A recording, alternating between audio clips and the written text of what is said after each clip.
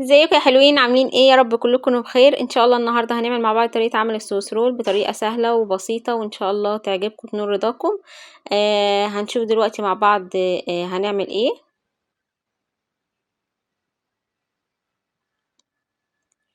السلام عليكم ورحمه الله وبركاته. ازيكم يا حبايبي، عاملين ايه؟ يا رب كلكم تكونوا بخير. مع قناه منوعات نور شانل. ان شاء الله النهارده هنعمل مع بعض السويس رول او جاتوه السويس رول بطريقه سهله وبسيطه، ويا رب تعجبكم. قبل ما نبدا نصلي على النبي عليه افضل الصلاه والسلام. زي ما انتم شايفين كده معايا البوله بتاعتي، هعملها ببيضتين بس. حاجه كده يعني اقتصاديه، بس ان شاء الله تعجبكم وتجربوها. هنبدا بقى ان احنا بقى نحط البيض بتاعنا، والبيض يكون حجمه كبير كده. ودلوقتي هحط فانيليا. انا معايا ازازه من الفانيليا. انتي لو ما عندكيش ازازه زي دي، ممكن انك انتي تحطي كيسين من الفانيليا او فانيليا سايله. ودلوقتي هنبدا بقى ان احنا نضيف عليها معلقه من الخل، علشان خاطر بتدينا هشاشه كده للكيكه بتاعتنا، وعشان الزفاره كمان. وهنبدا ان احنا نحط كوبايه من الدقيق، دقيق يكون منخول. ونفس المج بتاعنا نص كوبايه من السكر، بنفس المج ده اكيد موجود في كل بيت. احنا هنحط المكونات كلها مع بعض كده زي ما انتم شايفين، علشان خاطر ما يبقاش صعب على اي حد.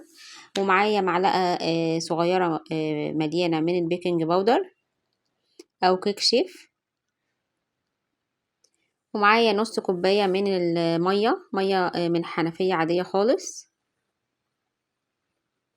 ومعايا 3 معالق كبار من النشا.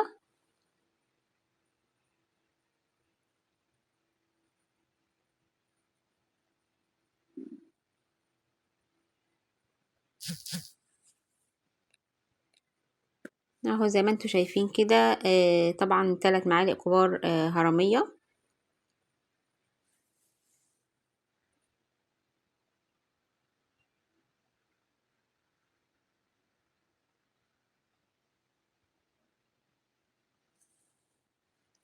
ومعايا كمان محسن الجل. محسن الجل ده بنجيبه من عند العطار.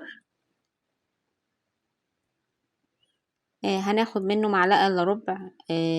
هو ده اللي هيخلي الكيكة بتاعتنا هشة وجميلة.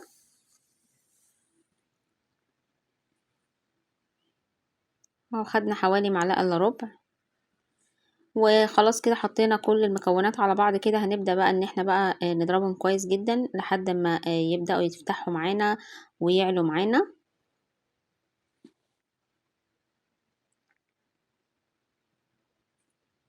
بصوا المكون فتح معانا ازاي وعلي معانا كده زي ما انتم شايفين. وكده بقى هنبدأ بقى نجيب الصينية بتاعتنا ونشوف هنعمل ايه. وكده بقى جبت الصينية بتاعتي، الصينية مستطيلة، وحطيت فيها كده حاجة بسيطة كده من العجينة بتاعتي علشان خاطر ورق الزبدة يثبت عليها. اهو زي ما انتم شايفين كده. وهبدأ بقى انزل بالعجينة بتاعتي. بصوا بسم الله ما شاء الله، يعني هشة وجميلة جدا. ان شاء الله تجربوها بنفس الطريقة وتظبط مع اي حد ما جربها قبل كده وما ظبطتش معاه.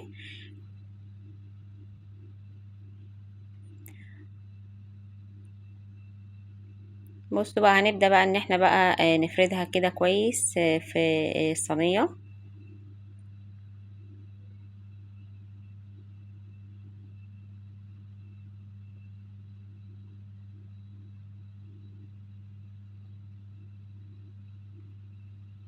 بصوا جبت خلة كده علشان خاطر اتأكد ان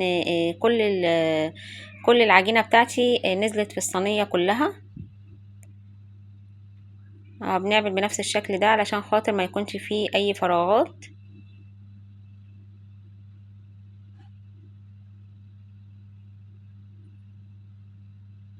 اهو زي ما انتم شايفين كده.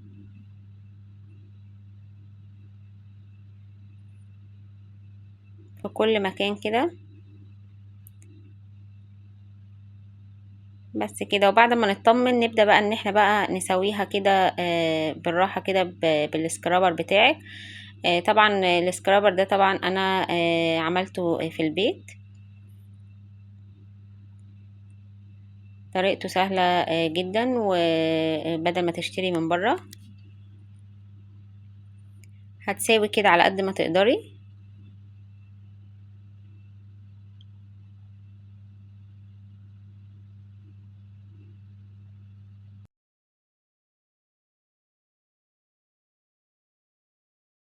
وكده خلاص بعد ما احنا سويناها بنخبطها كده خبطتين كده على الرخامة.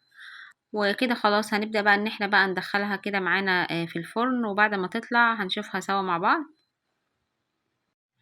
وكده دلوقتي معايا الكريمة. هنبدأ بقى ان احنا نعمل مع بعض الكريمة. معايا ازازة حطيتها في الفريزر متلجة كده، يعني فيها مية واجزاء من التلج كده. هنحط كوباية ونص من المية المتلجة.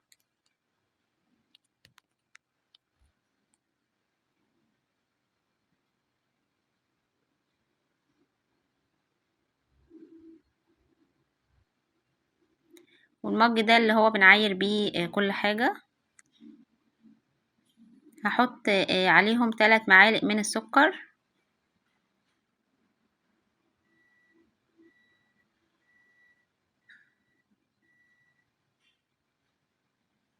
وهضربهم كده مع بعض الأول قبل ما انزل الكريمة.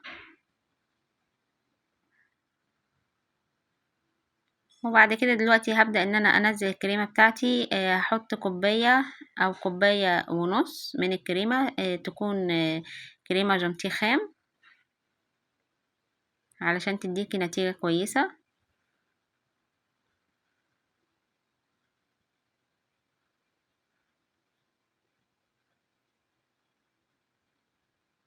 طبعا القوام لو انت حسيت ان هو خفيف شوية ممكن تديله كريمة حسب الكريمة اللي انت جايباها.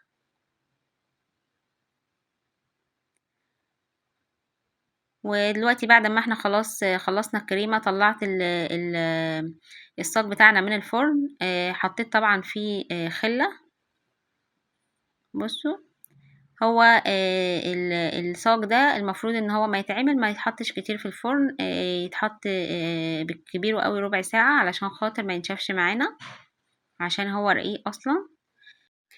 وكده زي ما انتوا شايفين معايا ورق الزبدة. حاطة ورق الزبدة من تحت وحاطة ورق الزبدة من فوق. طبعا ما اول ما طلعتها بتبدأي انك انت بقى تعملي المرحلة دي علشان خاطر وهي طرية كده تعرفي انك انت تتحكمي فيها وتلفيها كده رول كده زي ما انتوا شايفين.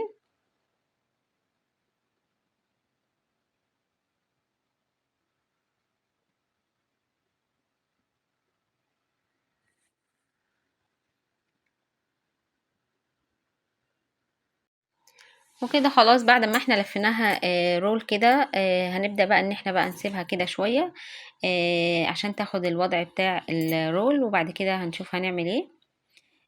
للأسف المقطع بتاع ان انا احط الكريمة جواها اتحذف. بس طبعا بعد ما سبتها شوية فكيتها عادي واتقطعت الحتة اللي انت شفتوها دي. ما فيهاش اي مشكلة. كده كده هنلفها تاني مع بعض.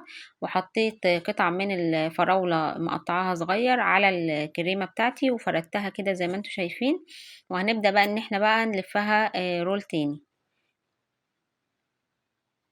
اهو بصوا بنلف وبعد كده بنسحب الايه الورقة بتاعة الزبدة علشان خاطر تاخد الوضع اللي هو الرول اللي احنا محتاجينه.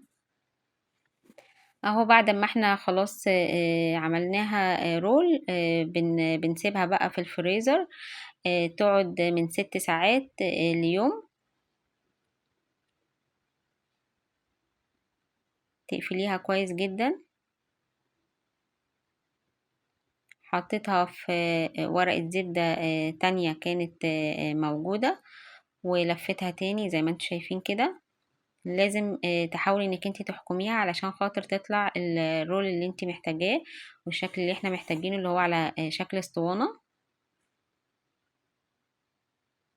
بس كده هنسيبها بقى، وبعد ما تطلع هنشوفها مع بعض.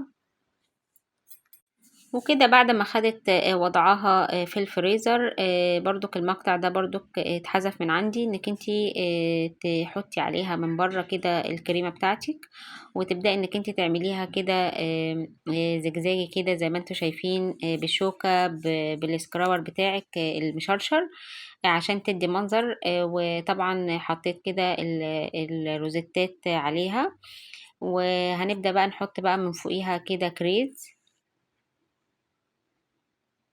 عشان يدي منظر جمالي.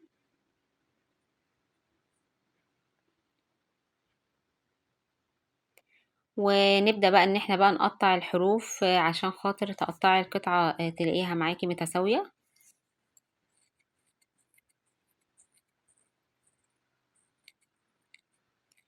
كده بقى بعد ما احنا قطعنا الحروف، بصوا بنبدأ بقى ان احنا نقطعها. طبعا هي لسه طالعة من الفريزر، فطبعا ماسكة نفسها زي ما انتم شايفين. لازم تحطيها يوم كامل في الفريزر، او لو مستعجلة عليها يعني من 6 ل7 ساعات. وكده خلاص الفيديو خلص معانا. كان سويس رول جميل جدا وسهل وسريع، وان شاء الله تجربوه. زي ما انتم شايفين كده معايا القطعة، بصوا هشة جميلة جدا، وان شاء الله تجربوها. يا رب يكون الفيديو عجبكم. لو عجبكم ما تنسونيش من اللايك والاشتراك وتفعيل الجرس عشان يوصلكم مني كل جديد. والسلام عليكم ورحمة الله وبركاته.